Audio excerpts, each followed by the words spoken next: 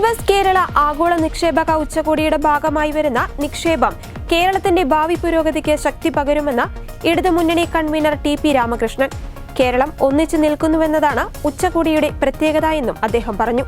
വിവിധ കോണുകളിൽ നിന്ന് വ്യത്യസ്ത അഭിപ്രായങ്ങൾ വന്നിട്ടുണ്ട്.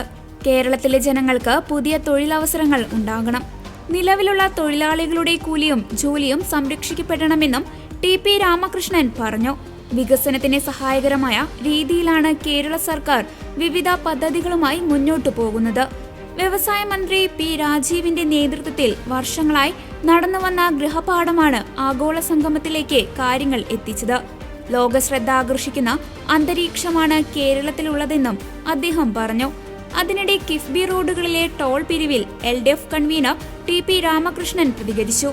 കിഫ്ബിയെ സംരക്ഷിക്കണമെന്നാണ് LDFന്റെ നിലപാട്. കിഫ്ബി വഴി വരുമാനം ഉണ്ടാവണമെന്നാണ് അഭിപ്രായമെന്നും അദ്ദേഹം പറഞ്ഞു. ടോൾ പിരിക്കണോ എന്ന് സർക്കാരാണ് തീരുമാനിക്കേണ്ടത്. ടോൾ പിരിക്കണമെന്ന് LDF തീരുമാനിച്ചിട്ടില്ലെന്നും ടി.പി. രാമകൃഷ്ണൻ പറഞ്ഞു. സർക്കാർ പഠനം നടത്തട്ടെ, അതിനുശേഷം തീരുമാനം പറയാം.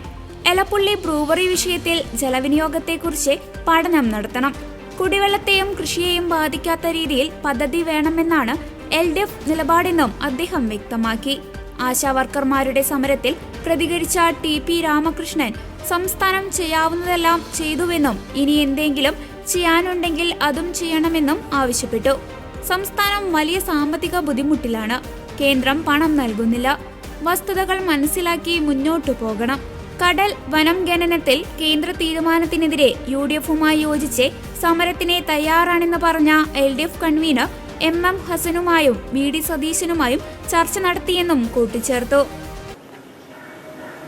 ഇന്നലെയും ഇന്നുമായി കേരളത്തിൽ കൊച്ചിയിൽ ആഗോളതല നിക്ഷേപ സംഗമം നടന്നു വരികയാണ്. ഞാൻ ഇന്നലെ ആ സംഗമത്തിൽ പങ്കെടുത്തിരുന്നു. അതിൽ കേരളത്തിൻ്റെ മുൻകാല ചരിത്രങ്ങളിൽ നിന്നെല്ലാം വ്യത്യസ്തമായ ഒരു നില ഈ ആഗോള സംഗമത്തിൽ പ്രകടമായിട്ടുണ്ട്. കേരളത്തിൻ്റെ ഭാവിയെ കണക്കാക്കി, കേരളത്തിൻ്റെ ഭാവി എന്ന് പറയുന്നത് ജനങ്ങളുടെ സംരക്ഷണമാണ്. കേരളത്തിലെ ജനങ്ങളുടെ സംരക്ഷണമാണ്. അവർക്ക് പുതിയ തൊഴിലവസരങ്ങൾ ഉണ്ടാവണം. നിലവിലുള്ള തൊഴിലാളികളുടെ കൂലിയും ജോലിയും സംരക്ഷിക്കപ്പെടണം. ഇതിനൊക്കെ സഹായകരമായ നിലയിലാണ് കേരള ഗവൺമെൻറ് വിവിധ പദ്ധതികളുമായി മുന്നോട്ട് പോകുന്നത്.